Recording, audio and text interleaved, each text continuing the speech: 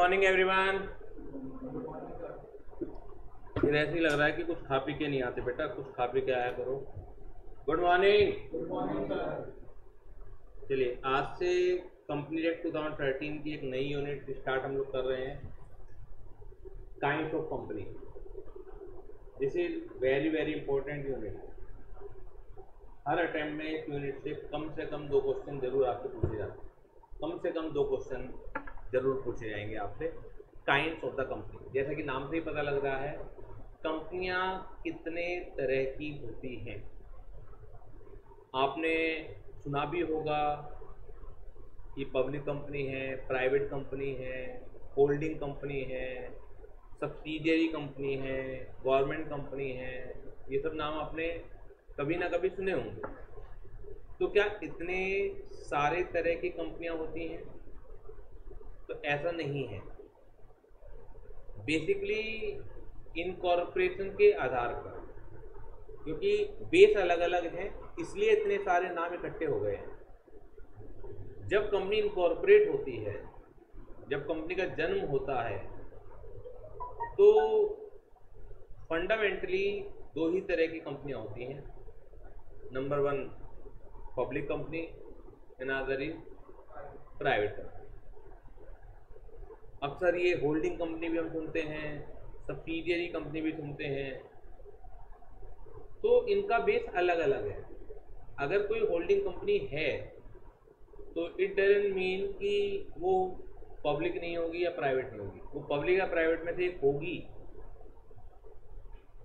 Holding company है तो वो दूसरा नज़रिया है कि जो उसे होल्डिंग कंपनी बनाता है, लेकिन अदरवाइज फंडामेंटली वो पब्लिक या प्राइवेट में से एक होगी। अगर कोई कंपनी सब्सिडियरी है तो उस कंपनी को सब्सिडियरी जो चीज़ बनाती है वो दूसरा पहलू है। लेकिन अगर कोई सब्सिडियरी कंपनी है तो हम ये कह दें कि वो कंपनी पब्लिक या प्राइवेट नहीं है, तो इट इज टोटली रॉन्ग। वो पब्लिक या प्राइवेट में से जरूर एक कंपनी होगी। अगर कोई गवर्नमेंट कंपनी है और हम ये कह दें कि वो पब्लिक या प्राइवेट नहीं है, तो इट इज़ रॉन्ग। अगर कोई गवर्नमेंट कंपनी है तो वो गवर्नमेंट कंपनी क्यों है, वो एक दूसरा तथ्य है, दूसरा नज़रिया है जो उसे गवर्नमेंट कंपनी बनाता है। लेकिन अदरवाइज इनकॉर्पोरेशन के आधार पर पब्लिक या प्राइवेट में से कंपनी जरूर होगी। तो जो आप नाम सुनते हैं और हम ये मान लें कि इतने सारे तरह की कंपनियां होती हैं, तो ये सही नहीं है। समझ आ रही बात आपकी? कंपनियां 2 ही तरह की होती हैं इनकॉर्पोरेशन के आधार पर, on the basis of incorporation. Number 1 is public company और another is private company. Clear हो गई बात? ये सर, अब पब्लिक कंपनी क्या है, प्राइवेट कंपनी क्या है? मेन जो डेफिनेशन लॉ मेकर्स ने दी है वो दी है प्राइवेट कंपनी। और डेफिनेशन का जो सेक्शन है वो याद रखने की जरूरत नहीं है, मैंने पहले भी बता दिया आपको। एक बार को सेक्शन 2 जितने भी डेफिनेशन होती हैं जनरली कहाँ होती हैं? सेक्शन 2 के अंदर। लेकिन सेक्शन 2 के अंदर क्लोज कौन सी है? वो 27 है, 29 है, 231 है, 234 है। तो वो भी मत याद रखिए, क्योंकि अगर याद रहा वो गलत याद रहा तो प्रॉब्लम, याद नहीं है तो उसके नंबर कटने वाले नहीं है। जो हो सही हो, गलत ना हो। गलत होते ही प्रॉब्लम। समझ आ रही है बात आपको? तो प्राइवेट कंपनी क्या है? आपने ये भी सुना होगा, कंपनी का जो चार्टर होता है वो होता है MOA, क्या कहते थे? Memorandum of association. एक आपने सुना होगा AOA, article of association. Charter का मतलब क्या है? जैसे देश को चलाने के लिए, किसी भी देश को चलाने के लिए एक संविधान की जरूरत पड़ती है, एक कॉन्स्टिट्यूशन की जरूरत पड़ती है, रूल्स एंड रेगुलेशन की जरूरत पड़ती है कि देश चलेगा कैसे। तो ऐसे ही एक कंपनी को चलाने के लिए उसके मेमोरेंडम ऑफ एसोसिएशन और आर्टिकल ऑफ एसोसिएशन की जरूरत पड़ती है। अब सोचिए ना कि एक सर्टेन सेट ऑफ रूल्स तो होने चाहिए। छोटी सी व्यवस्था ले लेते हैं कि मैं कोचिंग पढ़ा रहा हूँ, देश को चलाना तो बहुत बड़ा हो गया, कंपनी को चलाना बहुत बड़ा हो गया, मैं एक इंस्टीट्यूट चला रहा हूँ। एक व्यवस्था तो बनानी पड़ेगी कि मैं सीए फाउंडेशन का बैच कब से स्टार्ट करूँगा। एक व्यवस्था तो बनानी पड़ेगी कि जो बैच है उसकी टाइमिंग क्या होंगी, या जब चाहो जब आ जाओ। ये भी तो एक रूल्स ही है। यदि हम इस समय बैच स्टार्ट करेंगे जिससे सभी लोगों को एक सर्टेनिटी से टाइम का पता लग जाए, किस किस दिन आपका बैच चलेगा तो आपको पता लग जाए। तो ये भी तो एक सेट ऑफ रूल्स हैं। तो जब हम बात करते हैं कंपनी को चलाने की, जब हम बात करते हैं देश को चलाने के लिए, तो एक बहुत वाइड रूल्स होने चाहिए। बहुत सारी दिक्कतें आती हैं, बहुत सारे प्रश्न चिन्ह हमारे दिमाग में आते हैं, बहुत सारे इश्यूज हमारे दिमाग में आते हैं, तो उनके एक सेट ऑफ रूल्स होना ज़रूरी है। वो जो सेट ऑफ रूल्स हैं वो या तो कंपनी के मेमोरेंडम ऑफ एसोसिएशन के अंदर दिए रहते हैं या कंपनी के आर्टिकल ऑफ एसोसिएशन के अंदर दिए रहते हैं, और ये चैप्टर हमारे सिलेबस का पार्ट भी है। टोटल 4 यूनिट है कंपनी एक्ट 2013 की, तो जिसमें चौथी यूनिट आपकी यही है, मेमोरेंडम ऑफ एसोसिएशन और आर्टिकल ऑफ एसोसिएशन। क्लियर? वो हम पढ़ लेंगे, लेकिन क्योंकि यहाँ इसका जिक्र आ रहा है तो इसलिए मुझे बताना पड़ा कि मेमोरेंडम ऑफ एसोसिएशन और आर्टिकल ऑफ एसोसिएशन में कुछ क्या दिए होंगे आपको, नियम दिए होंगे। Private company means a company which has a paid up capital as may be prescribed. ये जो एज में भी प्रेस्क्राइब्ड है बच्चों, ये क्या है?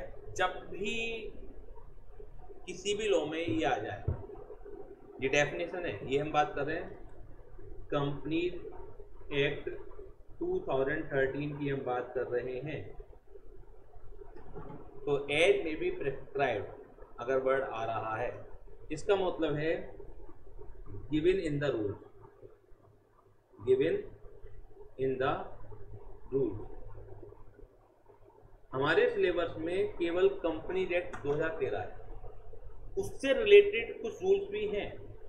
अदरवाइज प्रैक्टिकली अगर बात करूं, कंपनी एक्ट 2013 जितना बड़ा है उससे कई गुने बड़े कंपनी एक्ट के रूल्स हैं। तो सारे रूल्स हमारे काम के नहीं हैं, लेकिन आपको लैंग्वेज को इंटरप्रिटेट करना आना चाहिए, लैंग्वेज का मतलब निकालना आना चाहिए। तो ये रूल्स में गिवन होगा कि एक प्राइवेट कंपनी की मिनिमम पेड अप कैपिटल कितनी होनी चाहिए। एक समय था जब यहाँ पर भी लिखा हुआ था ये private company means a company which has a minimum paid up capital of ₹1 lakh, लेकिन अब यहाँ से गायब कर दिया गया, इसे डाल दिया गया रूल्स में। तो एग्जैक्टली कितनी लिखी हुई है कोई रिक्वायरमेंट नहीं है आपको समझने की, आपको भी ऐसे लिखना है, लेकिन आपको समझ आना चाहिए कि बेसिकली एक्ट को पढ़ा कैसे जाता है, स्टडी कैसे किया जाता है। तो एक private company means a company which has a minimum paid up capital as may be prescribe and must contain, and must का मतलब है जरूर, compulsory, contain in article, article का मतलब है यहाँ पर article of association, the following restriction, limitation and prohibition. 3 अलग अलग चीजें हैं। प्राइवेट कंपनी का मतलब क्या है? जिसकी पेड अप कैपिटल मिनिमम उतनी जरूर होनी चाहिए as may be prescribe, and must contain in it article, article मतलब आर्टिकल ऑफ एसोसिएशन। बहुत सारी और बातें और भी होंगी, जैसे पार्टनरशिप के केस में पार्टनरशिप डीड का वर्क होता है, ऐसे ही कंपनी के केस में आर्टिकल ऑफ एसोसिएशन का वर्क होता है। तो आर्टिकल ऑफ एसोसिएशन में ये रेस्ट्रिक्शंस जो मैं बताने वाला हूँ, लिमिटेशंस जो मैं बताने वाला हूँ, एंड प्रोहिबिशन जो मैं बताने वाला हूँ, ये जरूर मौजूद होनी चाहिए। अगर ये मौजूद नहीं है तो you are not a private company. Restrictions और प्रोहिबिशन में अंतर होता है, ये मैं कई बार डिस्कस आपसे कर चुका हूँ। प्रोहिबिशन यानी कि एब्सोल्युटली डिनाई, ये काम हो ही नहीं सकता, कुछ भी कर लीजिए, ये अलाउड ही नहीं। रेस्ट्रिक्शंस मतलब अलाउड है, subject to certain conditions are satisfied. Free नहीं, आपके मन के मुताबिक नहीं है, आपको कुछ हमारी भी बातें माननी पड़ेंगी, तो that is called restriction. Limitation का मतलब क्या है? एक सीमा। तो रेस्ट्रिक्शंस होनी चाहिए, लिमिटेशंस होनी चाहिए और प्रोहिबिशंस होनी चाहिए। द फॉलोइंग, अगर ये हैं तो वी कैन से कि this company is a private company. सबसे पहली रेस्ट्रिक्शन, प्रोहिबिशन नहीं है, restriction. Restrictions on right to transfer share, restriction on the right to transfer share, यानी कि इस बात की रेस्ट्रिक्शन, रोक, मनाही नहीं। मतलब आप शेयर ट्रांसफर तो कर सकते हो, लेकिन कुछ कंडीशन के सेटिस्फाइड होने पर, तो आप फ्री नहीं हो, अपनी मनमर्जी के मालिक नहीं हो। तो रेस्ट्रिक्शंस होनी चाहिए प्राइवेट कंपनी के शेयर को ट्रांसफर करने पर। पब्लिक कंपनी में ऐसा नहीं होता। पब्लिक कंपनी में आप फ्री हो, किसी को भी ट्रांसफर कीजिए, किसी से कुछ पूछने की जरूरत नहीं है। यहां इन्होंने लिख के छोड़ दिया।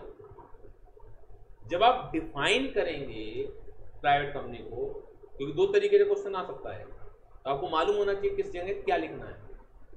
कॉम्पिटिटिव एग्जाम दे रहे हैं, ऐसा भी नहीं होता कि आपने फालतू लिखा तो आपको नंबर मिल जाएंगे, हो सकता है जितने हो उतने भी ना मिले। और आप ये कहने लोगे जी मैं तो फालतू लिखा था, एक्स्ट्रा नंबर नहीं है, कम से कम उतने तो मिल जाए। उतने भी नहीं मिलेंगे आपको, वो इस बात के काट दिए जाएंगे कि आप क्वेश्चन को ही नहीं समझ पा रहे हैं। पूछ हम कुछ रहे हैं, लिखा कुछ रहे हैं। तो जब डिफाइन वर्ड आएगा कि how you can define a private company, तो private company means a company which has a minimum paid up share capital of 1 lakh rupees, 1 lakh rupees as may prescribed, and must contain in its article of association the following restriction, prohibition and limitation. पहला, restriction on the right to transfer its share, restriction on the right to transfer its share, ये restriction आपकी होनी जरूरी है। आगे नहीं लिखेंगे फिर आप जब डिफाइन आए। आगे जो मैंने बता रखा है वो उसके उदाहरण बता रखे हैं। रेस्ट्रिक्शन कैसी हो सकती है? एग्जैक्टली आर्टिकल ऑफ एसोसिएशन के अंदर जो होगा, क्या ये लाइन होगी restriction on the right to transfer share? Article of association के अंदर जो लिखा हुआ होगा वो नीचे के जो उदाहरण मैं बताऊंगा आपको, सारे या कोई एक या दो हो सकते हैं, तो उसी से पता लग रहा है कि रेस्ट्रिक्शन तो है। लेकिन डेफिनेशन में कैसा आएगा कि रेस्ट्रिक्शन लगानी पड़ेगी। लेकिन रेस्ट्रिक्शन लगानी पड़ेगी, कौन सी लगानी पड़ेगी वो आर्टिकल बताएंगे। तो अगर पेपर में पूछा जाता है आपसे कि रेस्ट्रिक्शन किस तरह की हो सकती है, तो फिर आप नीचे की चीजें बात करोगे। रेस्ट्रिक्शन हो सकती है कि जब भी प्राइवेट कंपनी का मेंबर कंपनी के शेयर बेचेगा तो पहले बोर्ड ऑफ डायरेक्टर से अप्रूव कराएगा कि मैं बेचूं या ना बेचूं। जब भी प्राइवेट कंपनी का मेंबर शेयर बेचेगा तो कंपनी के आर्टिकल ऑफ एसोसिएशन में ये लिखा हुआ हो सकता है कि आप किसी मेंबर को ही बेचना, आउटसाइडर को मत बेचना। ये भी रेस्ट्रिक्शन है। ऐसा नहीं किसी को भी बेच दो, जो ऑलरेडी मेंबर है उसे बेचिए आप। रेस्ट्रिक्शन में ये भी हो सकता है कि जब भी आप शेयर बेचेंगे प्राइवेट कंपनी के, हमारी कंपनी के शेयर बेचेंगे, तो प्राइस जो है किस प्राइस पर बेचेंगे इसकी कैलकुलेशन हम बताएंगे। ये भी रेस्ट्रिक्शन है। कुछ भी आपने रुकावटें लगा रखी हैं तो वो रेस्ट्रिक्शन है। तो ये एग्जाम्पल मात्र हैं। आर्टिकल ऑफ एसोसिएशन में से यही, आर्टिकल ऑफ एसोसिएशन के अंदर ये वाले एग्जाम्पल होंगे, या इसके अलावा हो सकते हैं, एक या एक से ज़्यादा हो सकते हैं, तो रेस्ट्रिक्शन है। लेकिन जब डिफाइन की बात आएगी कि डेफिनेशन, तो डेफिनेशन में आपको ये नहीं लिखना। डेफिनेशन में तो restriction on the transferability of its share, the article must contain a provision restricting the right of member to transfer its share freely. The right of transfer may be restricted in the following manner: by authorizing the director to refuse transfer of share to person whom they do not approve, by authorizing the director to refuse transfer of share to person whom they do not approve. उठा के एक private company के member ने share जो है company के दुश्मन को बेच दिए। पब्लिक में ऐसा कर सकते हो? रिलायंस कंपनी के शेयर हैं आपके पास, रिलायंस कंपनी का मान लीजिए एक मिनट के लिए, मुझे मालूम नहीं कि गौतम अडानी दुश्मन है, दोस्त है, गौतम अडानी दुश्मन है, मैं किसी को भी बेचूं, पब्लिक कंपनी मना नहीं कर सकती मुझे। लेकिन यहाँ रेस्ट्रिक्शन हो सकती है कि डायरेक्टर को ऑथराइज किया जाएगा कि वो ट्रांसफर को अप्रूव ना करे अगर वो उन लोगों को ना बेचे जाएं जो कि कंपनी की फेवरेट लिस्ट में है। अगर कंपनी की निगेटिव लिस्ट में है तो डायरेक्टर मना भी कर सकते हैं कि हम ट्रांसफर को अलाउ नहीं करेंगे। तो ये भी रेस्ट्रिक्शन है। डायरेक्टर ये नहीं कह रहे कि तुम ट्रांसफर कर ही नहीं सकते, डायरेक्टर कह रहे हैं कि इन लोगों को नहीं कर सकते आप, तो ये भी तो रेस्ट्रिक्शन है। ये एक एग्जाम्पल है। दूसरा, by compelling the share holder to offer his share holding to the existing share holder first. जो शेयर होल्डर बेचना चाहता है उसे कंपेल किया जा सकता है कि सबसे पहले आप एग्जिस्टिंग शेयर होल्डर को ही बेचिए, तो वो भी एक रेस्ट्रिक्शन है। Next, by specifying the method for calculating the price at which the shares may be sold by one member to another.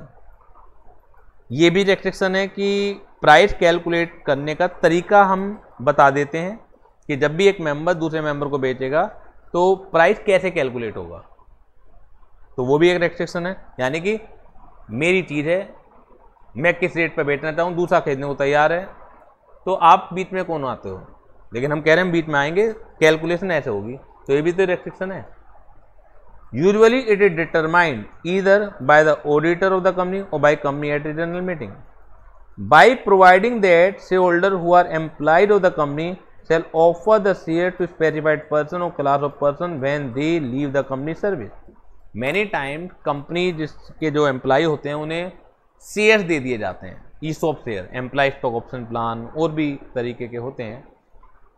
होता क्या है कि इससे एम्प्लॉय में एक ओनरशिप वाली भावना आती है, और जब ओनरशिप वाली भावना आती है तो वो ज़्यादा मेहनत से काम करते हैं। लेकिन जब वो कंपनी लीव करते हैं तो ये कहा जा सकता है उन्हें कि आप अपने जो शेयर्स हैं इन स्पेसिफाइड, जब भी स्पेसिफाइड आ जाए, प्रेस्क्राइब्ड आ जाए, इसका मतलब क्या है, कहीं लिखी भी होगी ये वाली बात।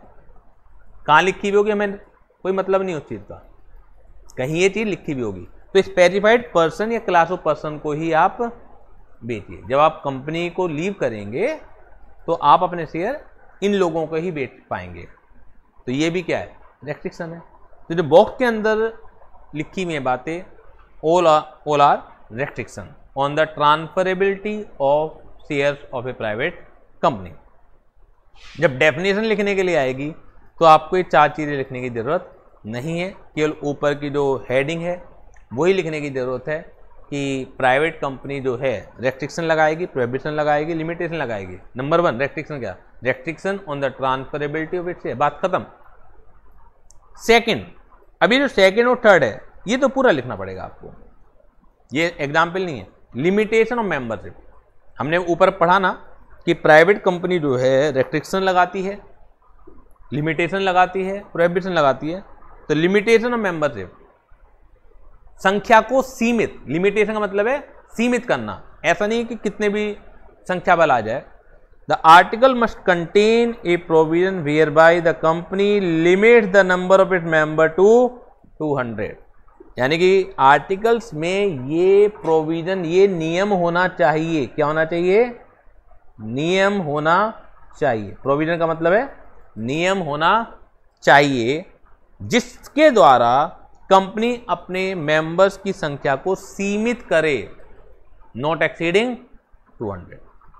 नाउ द क्वेश्चन अराइजेज कि जो 200 की लिमिट है वो काउंट कैसे होगी। तो ये भी जो काउंट करने का तरीका है ये डेफिनेशन का ही पार्ट है, यानी कि जब डेफिनेशन की बात आएगी तो ये सब भी लिखना पड़ेगा आपको, ऊपर वाले में नहीं आएगा। पहला, joint holder of share shall be counted as one member only. Joint share holder क्या होते हैं? दो या दो से अधिक नामों से मैंने कंपनी का शेयर लिया, मैंने अपना भी नाम अपनी वाइफ का भी नाम डलवा दिया, ज्वाइंट शेयर होल्डर। तो वो कंपनी के दो मेंबर नहीं काउंट होंगे, वो एक नंबर काउंट होगा। जब 200 काउंट करोगे तो उन्हें दो नहीं काउंट करोगे, उन्हें एक काउंट करोगे। बात समझ में आती है? Person who are in employment of the company not counted. हमने क्या पढ़ा ऊपर? The following person are not considered in counting the number of member. ये लोग 200 की गिनती में शामिल नहीं किए जाएंगे। तो ज्वाइंट होल्डर एक काउंट होगा, दूसरा काउंट नहीं होगा। और person who are in employment of the company, यानी कि जो कंपनी के एम्प्लॉय भी हैं, ध्यान दीजिएगा, जो कंपनी के एम्प्लॉय हैं, मैं एक्स एम्प्लॉय की बात नहीं कर रहा, जो फिलहाल नौकरी पर हैं और उन्होंने ही कंपनी के शेयर भी ले रखे हैं, तो वो 200 की लिमिट में काउंट नहीं होंगे। बात क्लियर हो गई आपके? कुछ भी डाउट हो, कुछ भी परेशानी हो, बता दीजिए। Person who are in employment of the company not counted, not counted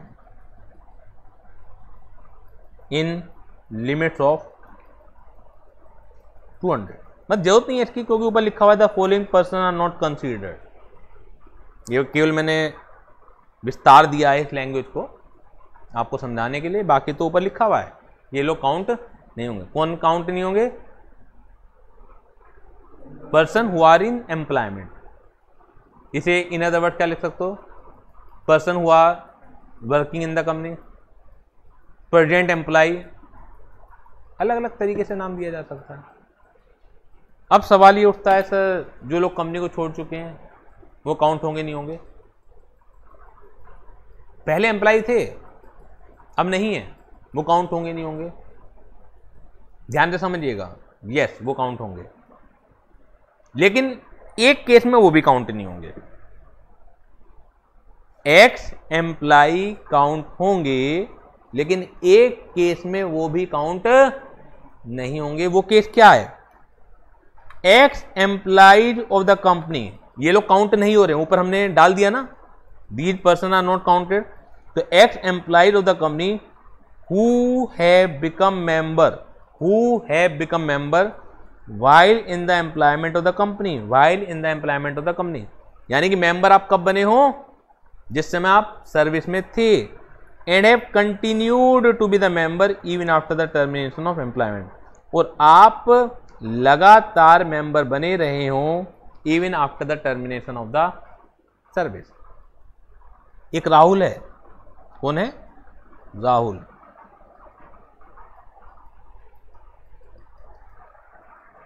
to 2005 में एक प्राइवेट लिमिटेड का एम्प्लॉय था,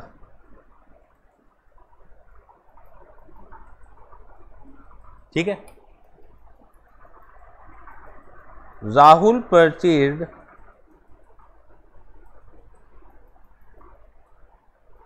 शेयर्स ऑफ एक private limited in 2010। Rahul purchased shares of X Private Limited in 2010.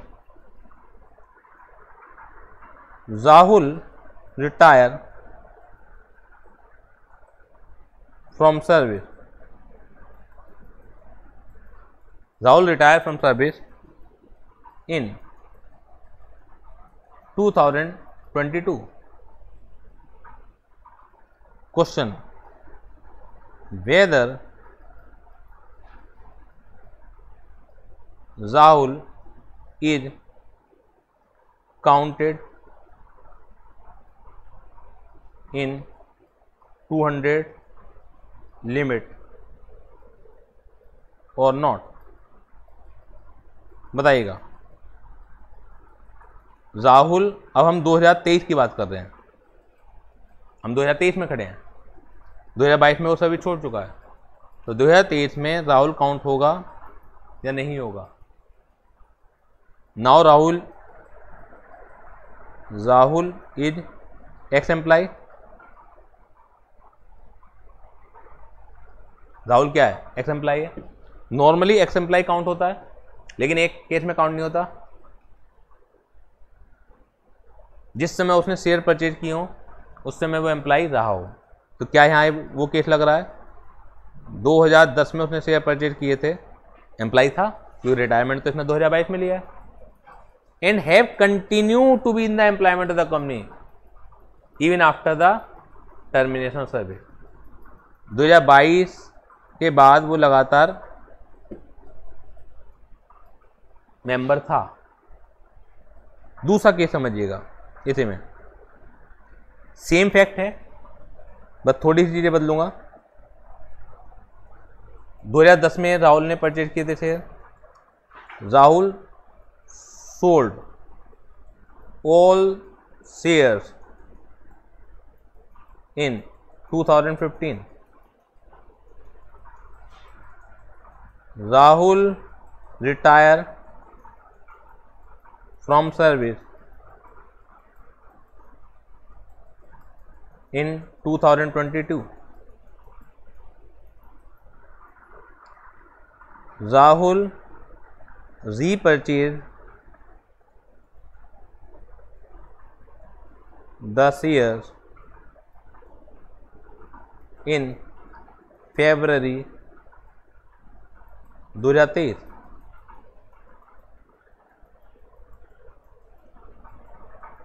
In April 2023, whether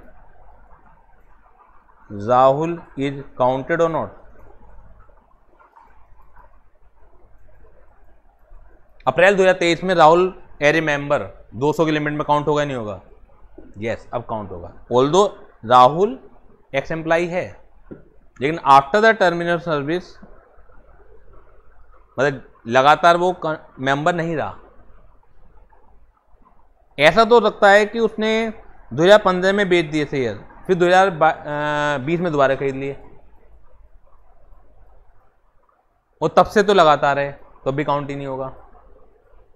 लेकिन जिस समय उसने termination किया हो सर्विस का, उस समय वो मेंबर हो, वो लगातार मेंबर बना रहा। जब वो एम्प्लॉय था, कभी भी बेचे कभी भी खरीदे, कोई प्रॉब्लम नहीं है। प्रेजेंट एम्प्लॉय तो काउंट होते ही नहीं है, लेकिन जिस दिन वो सर्विस छोड़े वो मेंबर होना चाहिए। और जिस दिन काउंट करने की बात हो, तो सर्विस छोड़ने से लेकर काउंटिंग वाले दिन तक लगातार वो मेंबर बना रहा हो। अब क्या 2022 में सर्विस छोड़ी, तो जनवरी, अगर हम दिसंबर 2022 भी मान लें, क्योंकि पेपर में आएगी तो एग्जैक्टली डेट आएगी आपके पास, तो जनवरी 2023 में कहाँ मेंबर है? अब वो एम्प्लॉय भी नहीं है।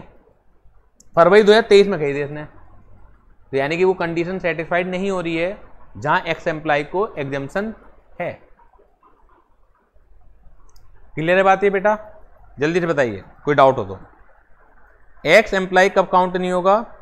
Ex employ of the company who have become member while in the employment of the company and have continued to the member even after termination of employment.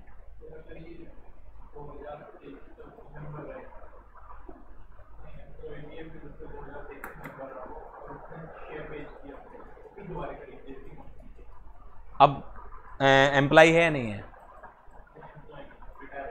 कब खरीदे उसने? रिटायरमेंट के बाद खरीदे?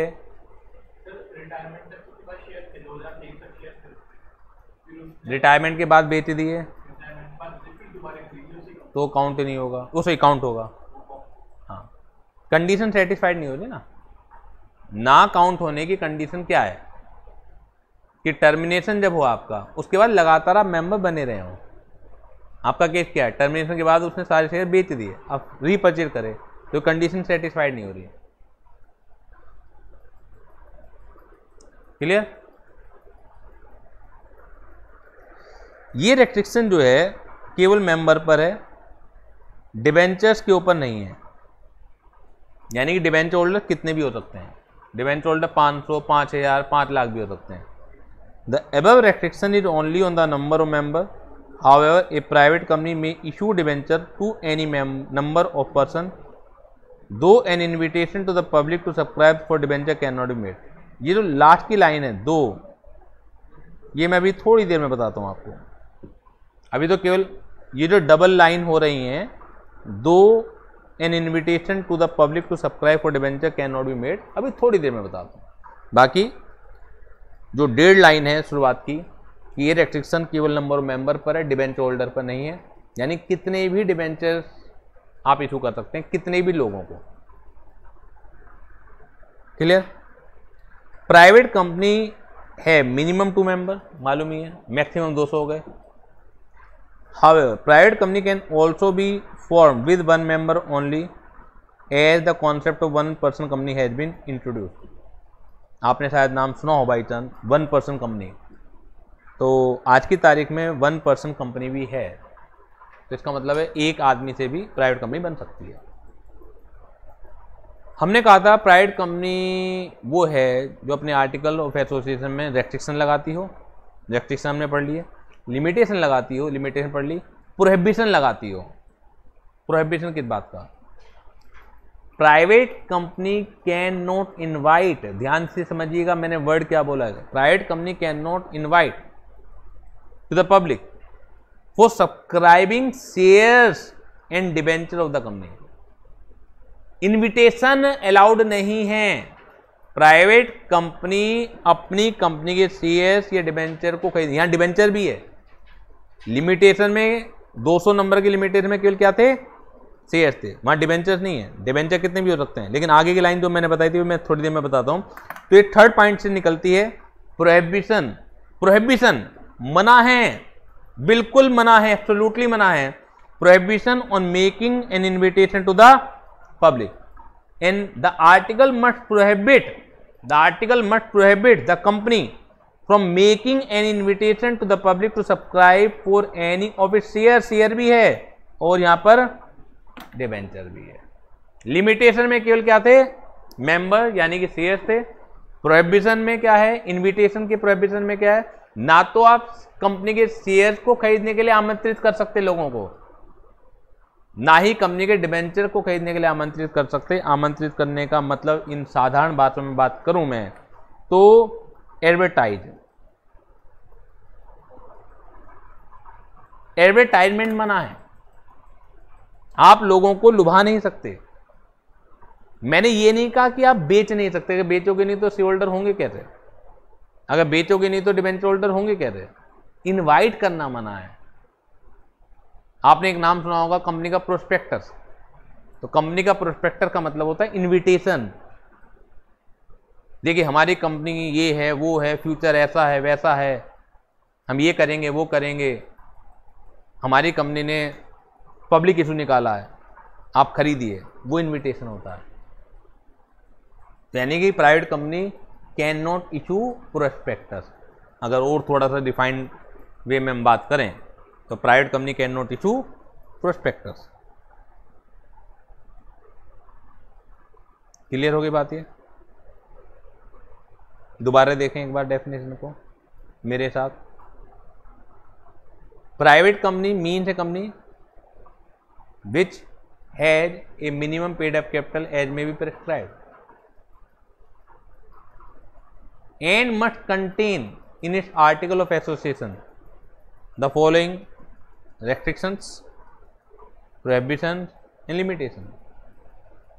पहली restriction on transferability of its share, जो उसके नीचे एग्जाम्पल है. लिमिटेशन टू मेंबर्स, यहाँ पे केवल मेंबर है, not exceeding 200, but in counting 200 the following person are not counted. Joint share holder is counted as 1. Person who are in employment of the company are not counted. Ex-employee of the company is not counted,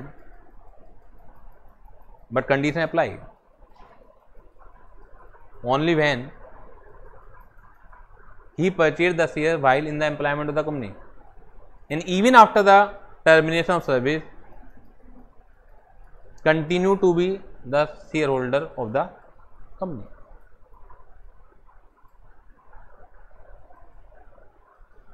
अब जो नीचे पिछले page पर मैंने note में पढ़ाया था कि रेस्ट्रिक्शन ये केवल मेंबर पर लगती है, डिबेंचर होल्डर पर नहीं लगती। फिर आगे की जो लाइन है कि दो the invitation to the public to subscribe for debentures can not be made. तो अब ये समझ में आ गया ना प्रोहिबिशन से। ये वैसे लिमिटेशन तो केवल शेयर पर है, लेकिन इन्विटेशन शेयर का भी मना है और डिबेंचर का भी मना है। कभी वहां पर भी आप शेयर को पकड़ लें। तो थर्ड जो लिमिटेशन, थर्ड जो प्रोहिबिशन है वो भी साथ के साथ मैंने कंप्लीट कर दी। तो this is the end of definition of private company. Point two be noted. कुछ चीज़ें एकदम अभी समझ में नहीं आएंगी। एक सेक्शन 8 वाली कंपनी होती है साहब, सेक्शन 8 वाली कंपनी होती है, वो हम पढ़ेंगे kind of the company chapter के अंदर ही है। वो भी सेक्शन 8 वाली जो कंपनी होती है, पब्लिक कंपनी या प्राइवेट कंपनी होती है, लेकिन उसे मिनिमम पेड अप कैपिटल की रिक्वायरमेंट सेटिस्फाइड करने की रिक्वायरमेंट नहीं है। The requirement of minimum paid up capital is need not to be fulfilled by section 8 company. क्या है वो देखेंगे, लेकिन इसे मिनिमम पेड अप कैपिटल की रिक्वायरमेंट सेटिस्फाइड करने की जरूरत नहीं रहती। Minimum member required to form a private company 2 होते हैं, और जो लास्ट नाम है प्राइवेट कंपनी का, शुरू का नाम कुछ भी रखिए, लेकिन लास्ट नाम जो है प्राइवेट लिमिटेड पर खत्म होना चाहिए। और ये रिक्वायरमेंट भी सेक्शन 8 कंपनी को सेटिस्फाइड करने की जरूरत नहीं होती। गवर्नमेंट कुछ ज़्यादा मेहरबान है सेक्शन 8 वाली कंपनी पर, देखेंगे क्यों मेहरबान है। सेक्शन 8 वाली कंपनी को अगर वो प्राइवेट कंपनी है, ना तो मिनिमम पेड अप कैपिटल की रिक्वायरमेंट सेटिस्फाइड करनी है, और ना ही लास्ट वर्ड प्राइवेट लिमिटेड पर खत्म करना। अपनी इच्छा है जैसे भी रखना चाहे। अदरवाइज जितनी भी प्राइवेट कंपनियां हैं अदर देन सेक्शन 8 वाली कंपनियां, तो शुरुआत का वर्ड कुछ भी हो, लेकिन लास्ट वर्ड क्या होना चाहिए उनका, प्राइवेट लिमिटेड होना चाहिए। वो पब्लिक लिमिटेड है।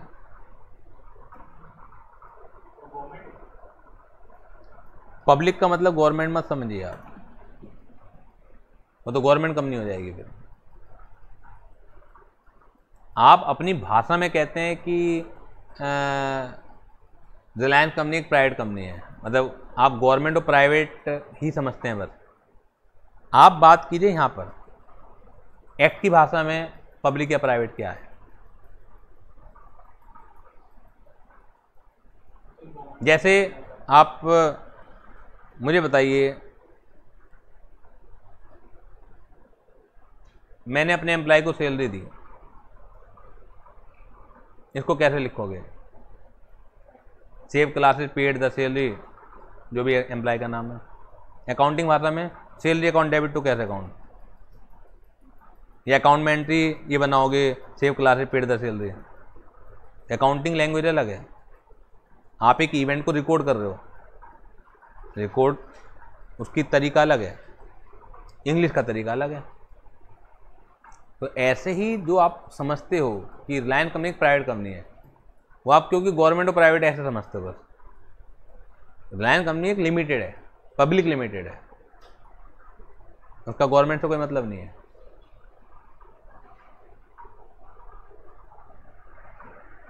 पब्लिक कंपनी देखिएगा, public company mean A company which is not a private company, बात खत्म। यानी कि दो ही तरह की तो कंपनी होती हैं, या तो पब्लिक या प्राइवेट। प्राइवेट हैं तो पता लग जाएगा आर्टिकल ऑफ एसोसिएशन को देखकर, और अगर आप प्राइवेट नहीं है तो आप पब्लिक ही हैं।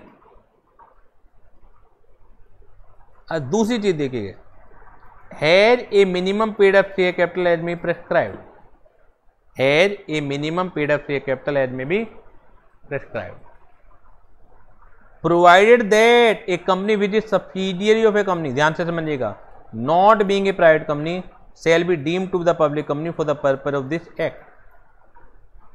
यानी कि public company means a company which is subsidiary of a company which is not a private company. घुमा के पकड़ते हैं, कान ऐसे पकड़ सकते हो, यहां से पकड़ रहे हैं घुमा के, हाथों में भी दर्द हो जाता। होल्डिंग सब्सिडी क्या है वो छोड़िए, अब वो हम एक आध क्लास में करेंगे। माना ये प्राइवेट लिमिटेड है, तो ये तो प्राइवेट लिमिटेड है, नाम से ही पता लग रहा है। एक है रिलायंस लिमिटेड, ये क्या है, पब्लिक कंपनी है। रिलायंस लिमिटेड ने इस कंपनी को होल्ड कर रखा है, तो ये बन गई सब्सिडियरी कंपनी और ये बन गई होल्डिंग कंपनी। मैंने बताया था ना आपको, कंपनियां तो दो ही होती है, पब्लिक या प्राइवेट। अलग अलग एंगल से देखिए, तो अगर एक कंपनी ने दूसरी कंपनी को होल्ड कर रखा है तो होल्ड करने वाली कंपनी होल्डिंग, और जिसे होल्ड कर रखा है वो सब्सिडी। तो ये जो ये प्राइवेट लिमिटेड है, इसे हम कहेंगे पब्लिक कंपनी, क्योंकि डेफिनेशन में ये भी है, provide that a company which is subsidiary of a company, provide that a company which is subsidiary of a company. किस कंपनी की subsidiary? Not being a private company, यानी कि आप सब्सिडियरी हैं पब्लिक कंपनी के। सीधे सीधे क्यों नहीं लिख देते? Provide that A private company which is, देखिए अगर वो होल्डिंग की कंपनी है तो चाहे वो सब्सिडी चाहे होल्डिंग है तो होल्डिंग रहेगी। लेकिन एक्सेप्शन क्या दे रहे हैं लोग कि एक प्राइवेट कंपनी भी पब्लिक बन सकती है अगर वो प्राइवेट कंपनी एक कंपनी की सब्सिडी हो, लेकिन वो कंपनी कौन सी? Not being a private company. तो इसका मतलब है अगर आप पब्लिक कंपनी की सब्सिडी हैं, क्योंकि दो ही तो होते हैं, या तो पब्लिक हो गया प्राइवेट हो गया, shall be deem to the public company. तो ये जो अगर ये रिलेशनशिप दिख जाए तुम्हें कि ये क्वेश्चन आ जाए, केस स्टडी आ जाए, ए प्राइवेट लिमिटेड है, रिलायंस लिमिटेड एक पब्लिक लिमिटेड है, Reliance limited hold 8 private limited, तो check the status of a private limited whether this is private और पब्लिक लिमिटेड। तो this is public limited, although ये है प्राइवेट ही। प्राइवेट क्यों है ये? क्योंकि इसके आर्टिकल ऑफ एसोसिएशन के अंदर वो 3 बातें होंगी, तभी तो ये प्राइवेट है। लेकिन जन्म के बाद कुछ ऐसा हो गया, जन्म के समय तो वो 3 बातें थी, इनकॉर्पोरेशन के समय तो वो 3 बातें थी, इसीलिए इसके नाम में प्राइवेट लिमिटेड जुड़ा हुआ है। नाम देख के तो ऐसा लग रहा है मुझको कि प्राइवेट लिमिटेड है, लेकिन इस प्राइवेट लिमिटेड को एक ऐसी कंपनी जो कि प्राइवेट नहीं है, यानी कि जो पब्लिक लिमिटेड है, उसने होल्ड कर लिया, तो ये भी क्या मान ली जाएगी? डीम्ड का मतलब है माना गया, माना गया। अगर ये शुरू से ही पब्लिक लिमिटेड होती तो मुझे मानने की जरूरत ही नहीं, हुई आप पब्लिक लिमिटेड। अब पब्लिक लिमिटेड कैसे पता लगता है? अगर आपके आर्टिकल में वो 3 चीजें ना हो, तो आपके आर्टिकल में तो वो 3 चीजें हैं, हो तो आप प्राइवेट, लेकिन प्राइवेट होने के बावजूद भी आप एक ऐसी कंपनी की सब्सिडी हो जो कि प्राइवेट नहीं है, तो आप पब्लिक माने जाओगे। अब सर पब्लिक मानने के बाद क्या वो 3 चीजें हटा दें? नहीं, even where such subsidy company continue to be the private company in इस आर्टिकल, यानी कि अपने आर्टिकल में प्राइवेट ही बनी रहे। आर्टिकल में प्राइवेट बने रहने का मतलब क्या है? कि वो जो लिमिटेशन है, वो जो रेस्ट्रिक्शन है, वो जो प्रोहिबिशन है, आर्टिकल में तो पता लगती हैं, तो वो बनी रहने दो, कोई प्रॉब्लम नहीं है हमें। लेकिन आप एक्ट के पर्पज के लिए, कानून के पर्पज के लिए आप क्या मान लिए जाओगे? पब्लिक, यानी कि सारे प्रोविजन, सारे नियम जो पब्लिक कंपनी पर लगते हैं वो आप जैसी प्राइवेट कंपनी पर भी लगेंगे, जबकि जन्म से, आत्मा से आप अभी भी प्राइवेट ही हो, हमें आत्मा को चेंज करने की जरूरत नहीं है। बात समझ आ रही है आपके? What I am saying. फिर वही conclusion, points to be noted. Requirement of minimum paid up capital is need not to be fulfilled by section 8 company, क्योंकि सेक्शन 8 कंपनी जो भी है होगी तो वो भी प्राइवेट या पब्लिक ही। तो अगर वो पब्लिक है तो भी मिनिमम पेड अप कैपिटल की रिक्वायरमेंट उसे सेटिस्फाइड करने की रिक्वायरमेंट नहीं है। मिनिमम नंबर जो रिक्वायर्ड होते हैं पब्लिक कंपनी के लिए वो क्या होते हैं? 7, और मैक्सिमम नंबर की कोई भी लिमिटेशन नहीं है, 1000, लाख, 10 लाख, 20 लाख, 1 करोड़, कुछ भी हो सकता है। Further, there is no limit on the maximum number of member of a public company. और जैसे सेक्शन 8 कंपनी के लास्ट वर्ड, वैसे तो पब्लिक कंपनी का लास्ट वर्ड पब्लिक लिमिटेड नहीं, खाली लिमिटेड। प्राइवेट लिमिटेड में प्राइवेट लिमिटेड लगाओगे, लेकिन पब्लिक लिमिटेड में क्या लगाओगे, सेल्फ लिमिटेड। लेकिन ये रिक्वायरमेंट भी सेक्शन 8 कंपनी को सेटिस्फाइड करने की कोई भी ज़रूरत नहीं है। अगर आप सेक्शन 8 कंपनी है तो लास्ट वर्ड बिना लिमिटेड लगाए हुए भी कुछ भी नाम आप रख सकते हैं। क्लियर हो गई बात? कोई भी डाउट हो बता दीजिए।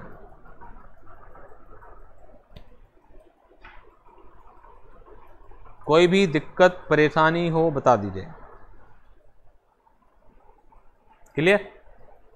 तो आज की क्लास को यहीं पर साइन ऑफ करते हैं। काइंड्स ऑफ द कंपनी, क्योंकि बड़ा इंपॉर्टेंट विषय है, बड़ा इंपॉर्टेंट टॉपिक है, और मिनिमम 3 क्वेश्चन भी कोई आश्चर्य नहीं है अगर आपको मिल जाए। तो 2 ही डेफिनेशन पूरी करी मैंने आज, उसे ही अच्छी तरह से एक्सप्लेन किया। ज़्यादा पब्लिक कंपनी की तो ज़्यादा बड़ी डेफिनेशन थी भी नहीं, प्राइवेट कंपनी की डेफिनेशन थी। तो आज की क्लास हम यहीं साइन ऑफ करते हैं। Thank you very much.